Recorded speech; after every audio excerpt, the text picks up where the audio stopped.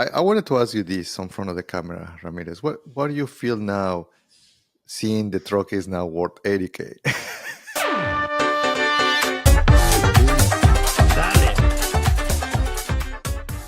I got on the boat 5 years ago, right, to order this Cybertruck, right?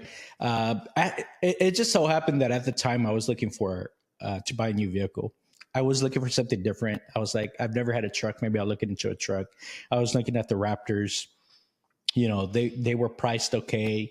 You know, I said, well, maybe I can do this. But I went down the rabbit holes on the internet and I heard Tesla's thinking about coming up with a truck. And so I was following this for like several months. And finally the day came where they unveiled the Cybertruck. And at first, the story goes, I thought it was a joke. Oh my fucking God. Well, maybe that was a little too hard. I was like, oh man, they're punking us. This is not really the truck they're coming out with. Well, lo and behold, it wasn't. So so I was like, at first I was like, I didn't get it. But after seeing it several times overnight, the next day I did put my reservation. That was back in November of 2019. So I waited 5 years to get this truck, right? So I've been anticipating it. And, you know, over time, a lot of the specs changed. The price definitely changed. It doubled compared to what it originally was, because they said it was going to be maybe 60K or something like that. I ended up buying it for, right, with the taxes and fees and everything, is almost 130K. So it's a big difference, a big swing in the price from where it was 5 years ago to where it was this year. So, but a lot of that had to do with the pricing on the foundation package, right? They call it a foundation package. Early reservation holders could go order it. You ended up getting a foundation package as well. Yep. And they literally just finished this month. In October 4th, I think that was the day. All the deliveries for foundation, huh? Yeah. And it turned out that only 2.5% basically decided to, reservation holders decided to buy the truck.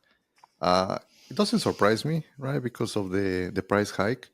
I feel that it's like, it's a price that not a lot of people can, right, or want to spend. So I wanted to ask you this in front of the camera, Ramirez. What do you feel now seeing the truck is now worth 80K? Are you doing the Homer Simpson like? No. No. What are the reasons, right? One, I love that the truck is so different. That was one of the things that was like, when I was first shopping for trucks, I was like, they all kind of look the same. There hasn't been any innovation that I saw. I'm a big tech guy, right? I'm a big innovation guy. I love to see things change and evolve and improve over time. And I didn't see any of that, right? I saw all the big truck companies being complacent. Now, then again, if it ain't broke, don't fix it, right? It's, you know, Ford has been the best-selling truck, blah, blah, blah, blah, forever, right? Yeah. Except for now. I think Cybertruck now might be, maybe not the best-selling truck, but the best-selling EV truck. EV, yeah. So that's one of the things. I'm like, I enjoy that somebody was willing to go out on a limb and design something like this, even though even me at first, I was like, what the heck? But I appreciated the experimentation. I appreciated that someone was willing to go out and fill this gap. People don't always build products for the people in this niche. They go for the mainstream. They go for the easy money. So I like that Elon was saying, you know what, I'm going to build something that I would want to ride in. I'm going to build something that, you know, has this newest technology. I'm going to build something that's going to make an impact and leave a legacy and potentially shift the whole industry, which I think it has. Right now, all the other truck makers are making their EV versions. Yeah. Some are a little bit more traditional looking, and some of them are going to be a little bit more outlandish. But I think this broadens the industry so that other people can also experiment a little bit. So I like that. By the way, and that's why I'm willing to pay the money for it. And they're far away from from where Tesla is. Like so you're saying basically, all right, this guy is like a patronage, right? Like you're like, you know what, this is art. Yeah, yeah, it is. I'm willing to just pay, which for me, to be honest, is not about. It sounds like cliche. It's not about the money. It's like in that part, it wasn't. It was something that I want just to have, right? And it was more like a. For me, I was very close for a Raptor.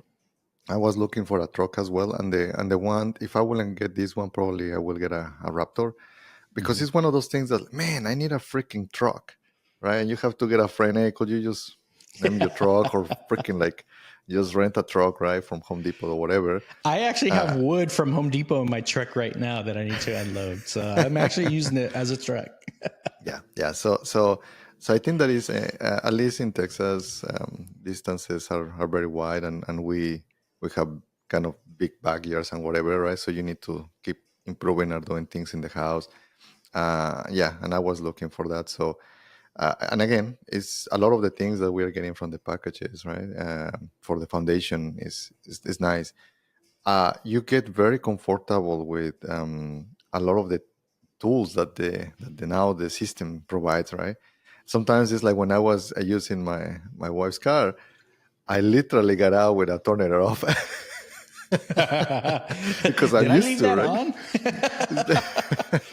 on? So I'm used to just even leaving the car and just lock by itself. Guess what? You have Yep. to click the button, right? So little things like that makes your life way, way easier. Oh yeah, for sure. The full self driving is getting a lot better. Though it did try to kill me a couple times last week, but you for the most part, it's pretty good. Yeah, I think I like that the whole platform can become it's upgradable. For a lot of traditional trucks, you don't really see that. So I think it's pretty cool. So yeah, I'm okay with it. Would I have appreciated saving like 20, 30 grand? Of course. All right. I mean, yeah, but that's It's not the like, case, and I don't feel bad about it because I really love the truck. And with this, right, I got the Foundation Cyberbeast, so I also now have like home backup power because of it. I could plug my truck into the house. I have my power wall installation, which I'll probably do a video on it pretty soon, so you guys can see it. yeah, And my truck can back up my house power. So I mean, it had a lot of benefits to it. It's still a little justification, right? Because it still was pricey, 130K. But then again, I was already planning on spending somewhere in that range for either maybe like a little Gallardo, a Lamborghini, or maybe F430, a Ferrari, something like that. So it was already in the ballpark, anyways. I went the truck route. I felt it was going to be safer than like a Ferrari or Lambo. Um, I think it made a lot of sense for me for what I wanted. It's a utility vehicle too, so I can carry the wood home yeah. from the store. Provides power. It can go through water here, floodwaters in Houston.